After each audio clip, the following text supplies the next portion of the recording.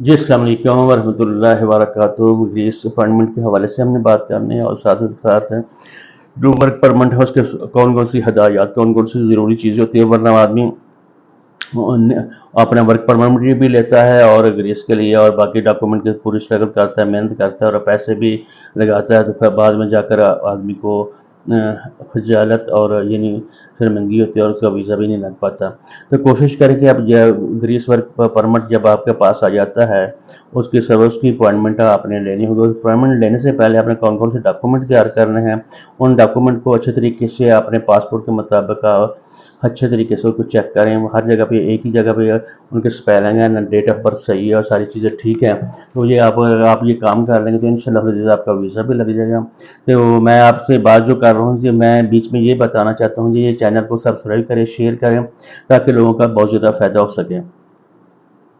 और ये ज़हन में रखें, आपने बर्थ सर्टिफिकेट लेना है और फैमिली रजिस्ट्रेशन सर्टिफिकेट लेना है, उसको FRC कहते हैं, और BRC बर्थ सर्टिफिकेट को कहते हैं, और पुलिस कैरेक्टर सर्टिफिकेट आप लेंगे।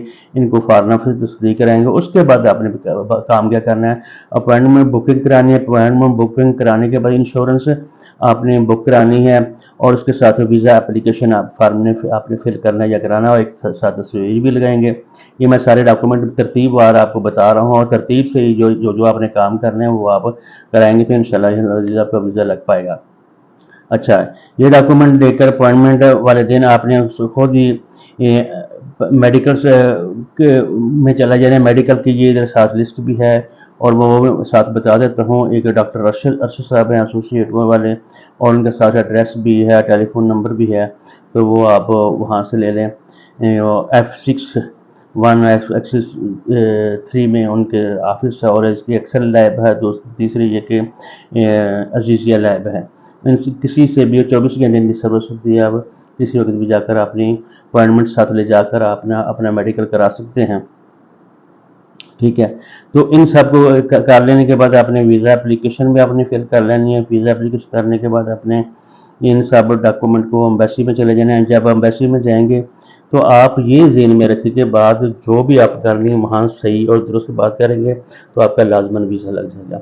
और वो मुख्तलिफ आपको सवालात भी करेंगे, आपकी फैमिली में पहले लोग गए हुए हैं, कौन कौन आपका बहर होता है, आपको किसने दिया है, आप कौन से कारोबार कर रहे हैं, आपके मालिक का नाम क्या है, उसका टेलीफोन नंबर क्या है, वहाँ काम क्या करेंगे। अगर आप काम नहीं करेंगे तो वो आपको तनख्वाह नहीं दे तो आप क्या करेंगे। इन सब लोगों आप इन सवालों के जवाब आपने दुरुस्त देंगे। जब दुरुस्त देंगे तो इंशाल्लाह आपका वीज़ा लगेगा। वो कहेंगे, बाज़ औक़ात वो थोड़े से लंबी बात कर लेते हैं, बाज़ औक़ात कुछ नहीं पूछते बंदे से।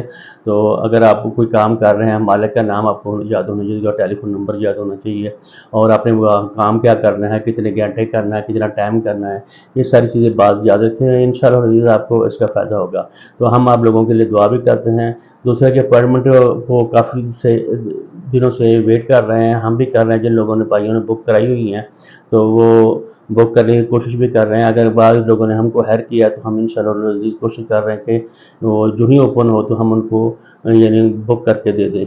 तो दुआ में याद रखिएगा, चैनल को सब्सक्राइब करें, शेयर करें, और बाकी साथियों को भी बताएं। अस्सलाम वालेकुम वरहमतुल्लाहि वबरकातुहू।